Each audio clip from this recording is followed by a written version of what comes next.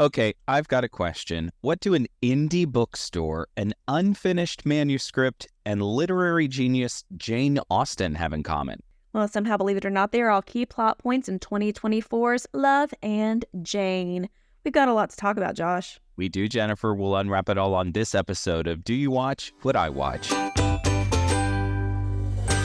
So curtain up, well, I guess not curtain, but animated sequence starts, and it's a really cute kind of scrapbooky opening montage. We see lots of quill pens and Jane Austen books strewn about. Then we meet our female lead, Alison Sweeney, as Lily. And you know, I'm a big Alison Sweeney fan. I really like her. I think she's great. I love the Hannah Swenson mysteries over on Hallmark Mysteries. Love her on Days of Our Lives. I mean, she's great to me. You're a big fan. Yeah, that's the only reason, or the main reason we picked this movie to talk about. That was there you go. Contributing factor. There you go. Anyway, Lily is late for a meeting of the Jane Society, but apparently she forgot her book. Oh, dear. So we get our meet cute in this movie like immediately, like 90 seconds into this movie, when she goes to a nearby indie bookstore to presumably buy the book that she needs for book club. But Ruh-roh, the bookshop worker, Benjamin Ayers, as Trevor, grabs it first for an online customer. Well, Lily declares that she hates the internet. And when she says that, I honestly sometimes have to agree with her. I do too. Yeah, but her whole thing was somebody in person should get dibs on the product over an online order. And as an online order, I would say, nay. You got to go by the timestamp. If somebody ordered it already, then it should get fulfilled, yeah? I would tend to agree. It is 2024 after all, but Lily's a little unhinged. In the beginning. A little unhinged. That's what I wrote down. She's an old soul for sure.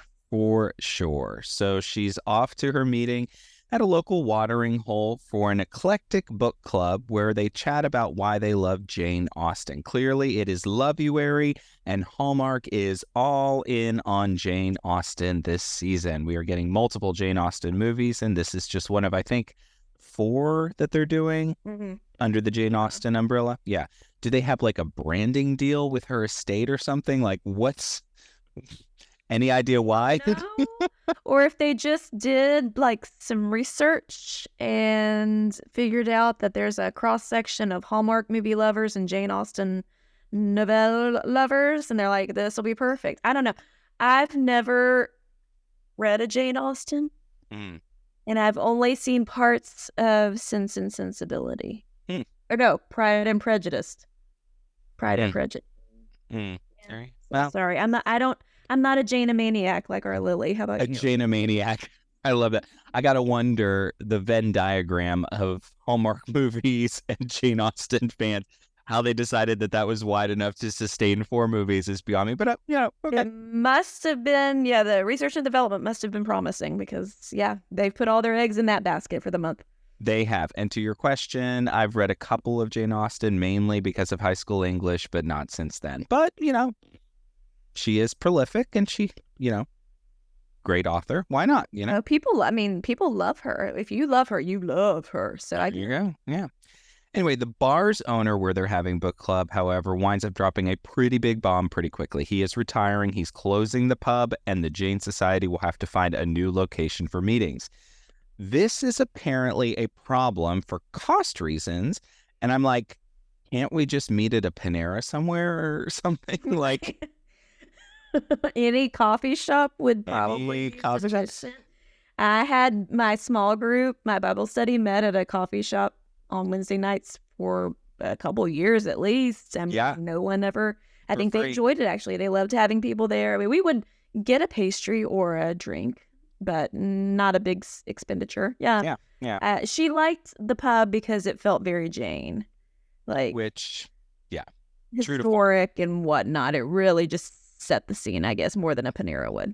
Well, apparently Panera is not the right vibe for the Jane Society, and an Old English pub is. So Lily, however, doesn't seem all that stressed by this. Instead, she quotes Jane and she jets off to a date. The boyfriend, who we see in this movie for all of 60 seconds, got a promotion and is off to Chicago and wants Lily to come with him. she's conflicted, especially when he slides, a Neil Lane across the table. And he proposes. Says, he proposes and says, think about it. Think about it. Which is How the romantic. Knock my so socks romantic. Right, exactly. Oh, anyway, she is immediately, no, she's all out on this and turns him down, heads home. She's dejected as a writer, and she slips to sleep immediately. She falls asleep in 3 seconds, only to wake up face to face with none other than Jane Austen. What? Okay, so she sees a ghost or Jane Austen? Either way, Jane Austen is there. Lily freaks out and she threatens to call someone, presumably the police or her boyfriend or something. I don't know. And Jane says, I guess this isn't the right moment. And she turns and instantly vanishes. Oh, this is a lot for a first interaction with Jane Austen. Anyway, Lily jets off to work at Ad Institute, which is the name of the company. Everybody works in marketing and ads, and oh my gosh, the name of her company, careers, I guess. Ad Institute, and they put about 3 seconds of thought into the name and the logo of this company with all these banners and monitor graphics they have throughout. Anyway, and Lily unpacks her mental state with her friend when they're summoned to the boardroom for a big important meeting with none other than Trevor, who apparently isn't just a guy who works at a bookstore. He's actually a tech hotshot and owns the bookshop where she stopped earlier in this one. He's holding court in the meeting and wants them to figure out a way to basically drive web traffic. So Lily is super grossed out by the prospect of all of this, and maybe grossed out by him initially too, except she has been tagged to use this as a chance to prove herself at the ad agency and move up the ladder.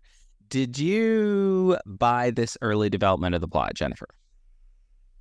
No, I thought it was really random. And I'm still confused. What is he doing?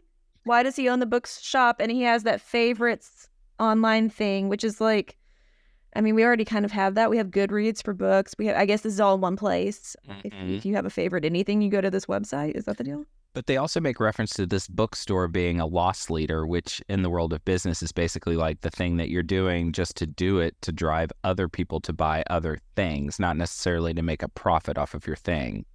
So, I don't know. It was all very... Yeah, I was confused by all of this, and I thought I missed something. Yeah. So. Lily is... Business. Marketing and business. Marketing That's all and it is. business. She's going to fix the business, and he has too much money, and he doesn't know what to do with it.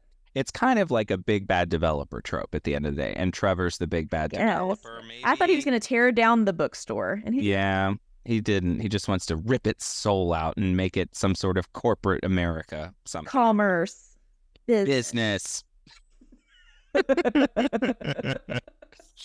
Lily is at home, and to try to find solace, she tries to fall asleep on a Jane Austen book to conjure up Jane again. But the boyfriend instead shows up and tries to make nice.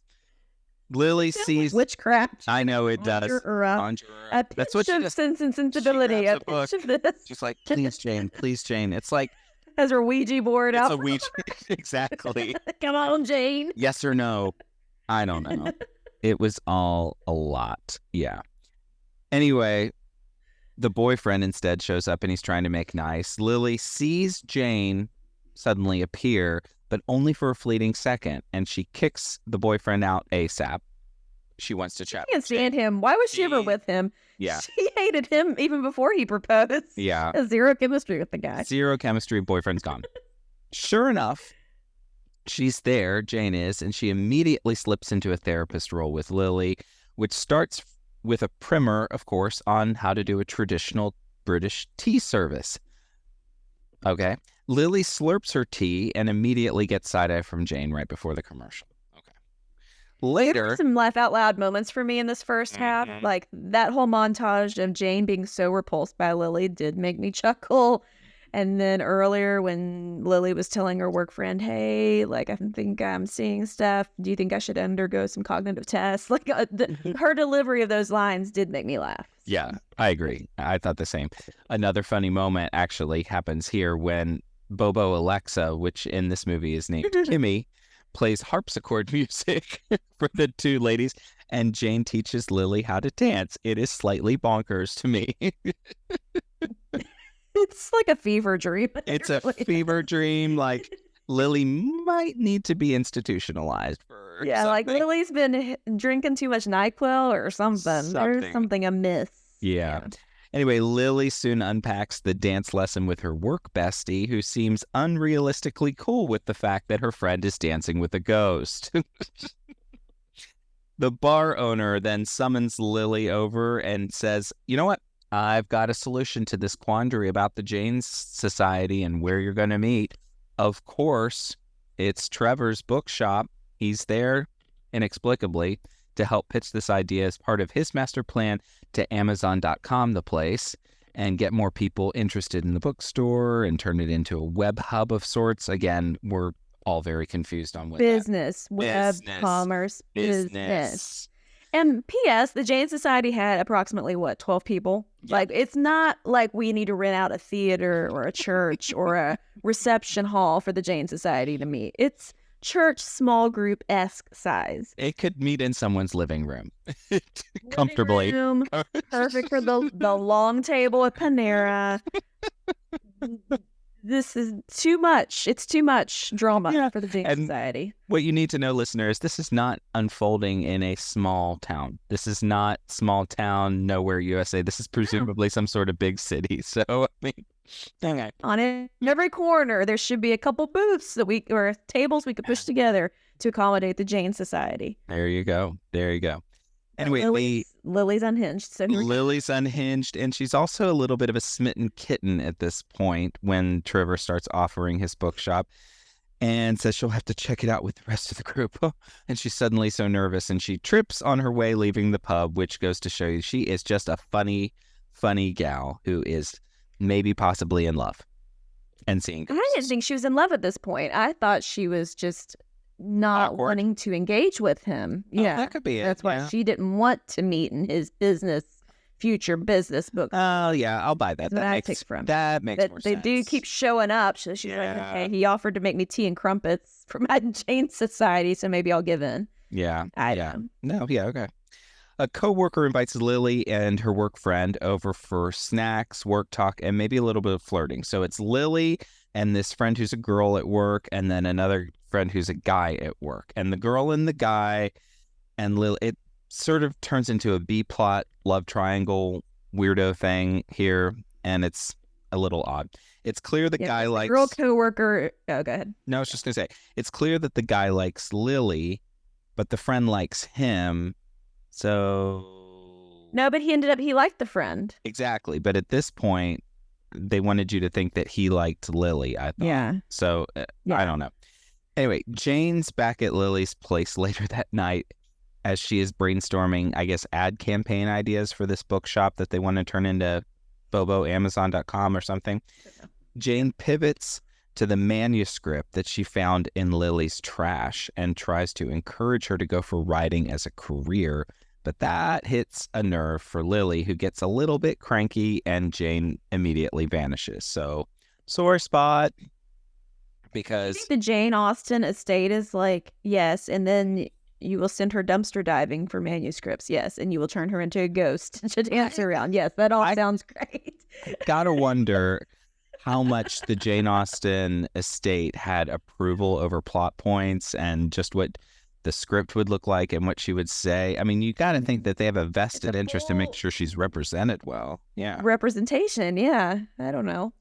If I die, well, I will die eventually. When I die, you all better make me funny as a ghost if I come back. Done.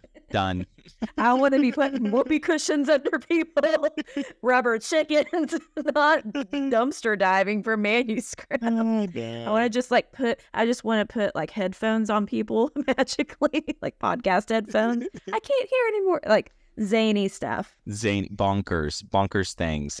Bonkers. Yeah. So Lily decides to accept Trevor's invitation to use the bookshop for the Jane Society, and later she finds her work friend crying in the broom closet and complaining of quote-unquote personal problems. This part got a little whiplashy for me because a lot of stuff just starts coming at you really quickly. Turns out the problem with this friend at work is that her parents are trying to set her up on a dinner date, and she's feeling really old at the age of, wait for it, 27. Okay. Well, I think her parents are making her feel that way. Well, she also said, I feel Maybe so she old is at too. 27. Yeah. It was a little, Kick rocks. There you go. It's Jane's society night, and Lily gets an idea to help her friend out by being there for the dinner and intervening if need be. So they come up with a plan. Trevor is there too. Of course, the book club's now meeting at his bookshop, and he winds up giving her the business about maybe being too much of a Jane Austen fan. Jane's there too, very defensive of Lily, of course, say, you love what you love, and that's what matters most. Turns out, though, that Trevor is the son of a librarian. He actually quotes The Great Gatsby to her. And maybe not as awful as Lily first thought. Still, she winds up calling him insufferable when Jane suggests he's a suitor, so the ice hasn't totally thawed. Yeah. What did you think about all of this sort of mashugana? Mashugana. It's like, oh, he's actually read a book. Maybe he's not so bad after all. Yeah. That's what I still don't like him because of business. Okay. Business.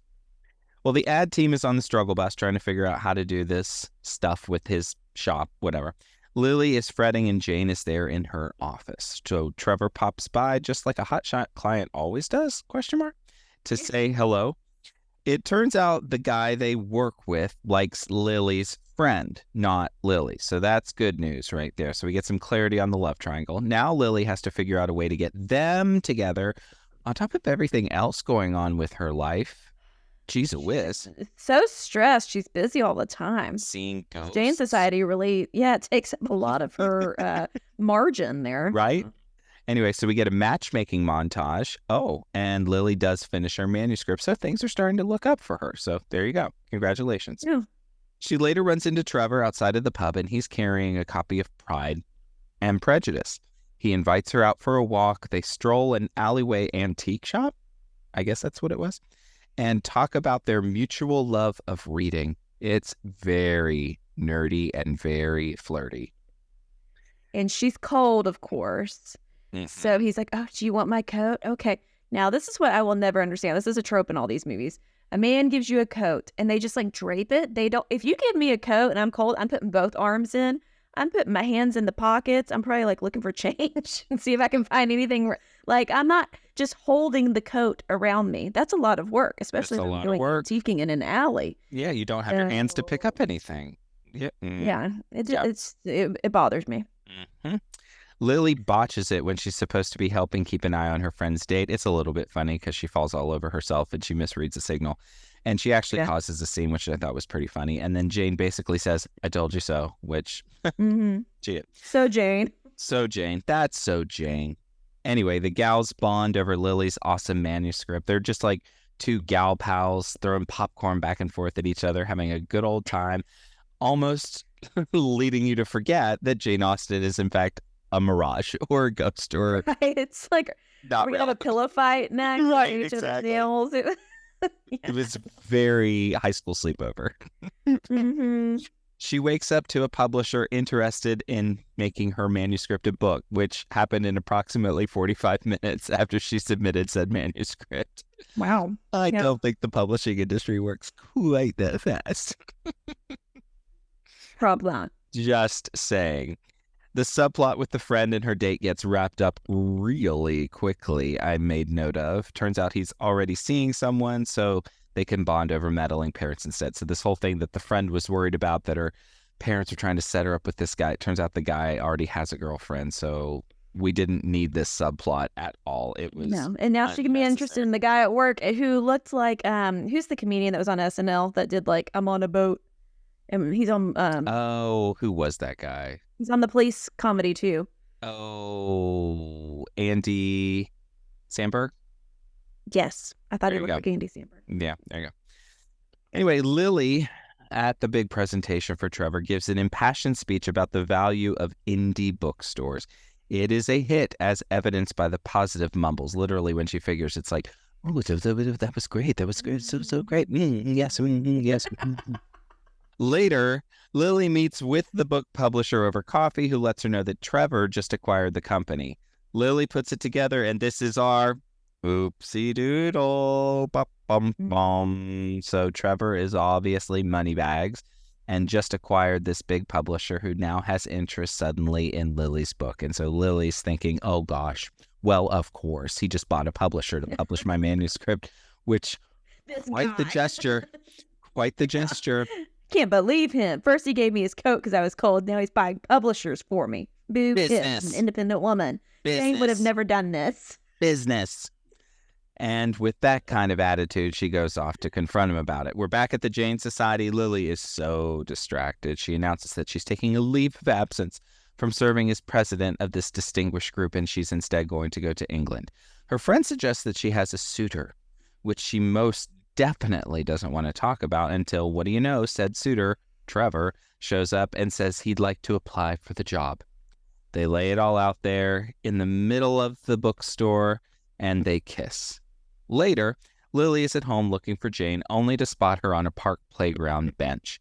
The two wrap up their time together, they talk about inspiration, and Jane walks into the proverbial sunset. Trevor, meantime, is on Lily's wraparound porch, which... It would be the perfect place to host a Jane Society meeting, probably on a wraparound porch in a well-tempered part of town. Well said. Or the park across the street from her house. Also, a good Jane Society meeting. Get some fold-out chairs, Lily. You'll be all right. There you go. Anyway, Trevor is there with a plan to buy a herd of cattle, which is a bit of a callback to something Jane had said earlier in the movie about something that makes, a man desirable. Does he own cattle? And now Trevor will own cattle, and that made Lily smile. And he also promises a happily ever after, of course, because it's Hallmark, and, we're an hour and 55 minutes into this. Cue the kiss, the soaring sky shot, and we fade to black. Okay, it is time for our gold or coal segment where we each bring 3 gifts. If there's more gold, it's a real page turner. If there's more coal, don't even listen to it on Audible. And if it's a tie, it's just, meh. Now, is that some Audible shade? Because I'm an audiobook girl. Well, I was just saying, it's not even worth your time to listen to it on Audible. I really struggled with the puns on this. So if you want to come up with some better puns on the fly, let's do it. That's okay. I'm just saying, I think any way you consume literature is okay. And maybe sometimes Agreed. I'm not throwing shade on Audible books. I am saying don't even waste your time with the Audible version. Is what I'm getting. Also, I learned, dear listeners, if you have Spotify Premium, you can listen to audiobooks. And I was like, this is great because I have Spotify Premium, except they cap it. There's only a certain amount of hours. I did not know this. I had 5 chapters left of a thriller book, and they cut me off and said, you can wait until next month when you get 10 more hours or however many, or you can pay to da-da-da-da-da. And I did because I was desperate to finish it because I thought I'd have nightmares until I finished it. So Spotify, I'm looking after you. Except our Spotify listeners. Podcast host is Spotify for podcasts. So anyways, oh boy. The more you know. Okay, Josh, I'm coming to you first. What did you think of this movie? All right. So I've got to say, I really liked the chemistry here. The chemistry between Lily and Jane. Okay. That face dropped when you said that. And I did it on purpose. I did it on purpose because I knew it would work that way. Anyway, I thought that the friendship really developed between Lily and Jane throughout this movie. And I think Jane found a way to say things to Lily that did open her eyes, that led to some transformation for her, that really forwarded the plot forward. And I bought it. I bought their friendship, even though it's a bonkers scenario. Yes, I really liked the relationship between Jane and Lily. Not so much the relationship between Trevor and Lily, but, that's neither. We'll get to that. But we can appreciate movies that are bonkers if they lean into the bonkers and the magic of it all. And so I could get down with a ghost Jane Austen because that was the truth in the movie, and that's what they wanted us to believe, and they did lean into it. So at first I thought they didn't show Jane quite enough, but then at some point they were like, well, she only showed up when I needed her kind of thing. So that made sense to me. Okay. My first gift is Cole. No chemistry, 0.000 between Alison Sweeney and Benjamin Ayers characters. I like them a lot. Was very excited to see them. This movie, they weren't even in the same frame most of the movie, which I think is the biggest part of it. It has nothing to do with them as actors. It's like there was no foundation for this relationship except they hung out in the alley and he gave her his coat. Other than that, they didn't go on a date or anything. And then they're smooching at the end like they're long-lost lovers. Yeah, I agree 1,000%.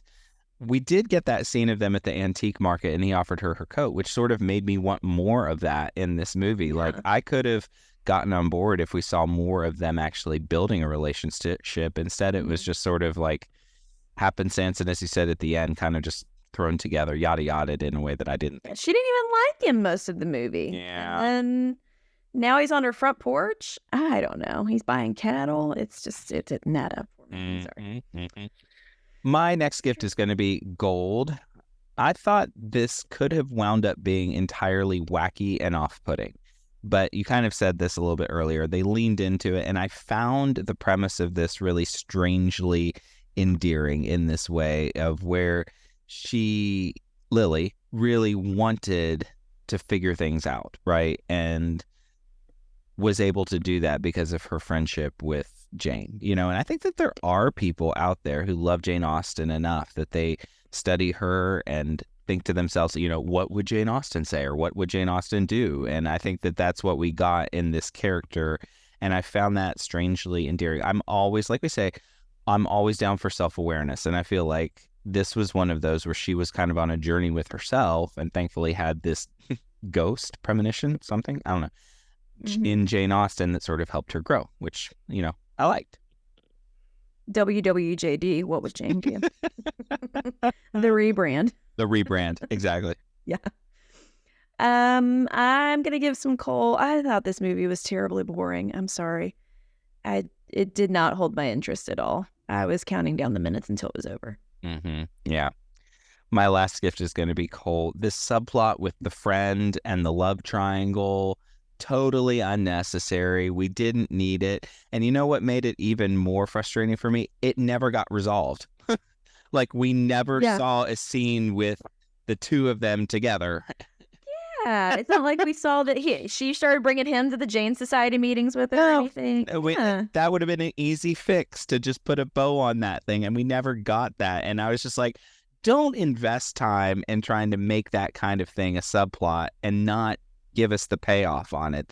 It just felt like an oversight to me. True.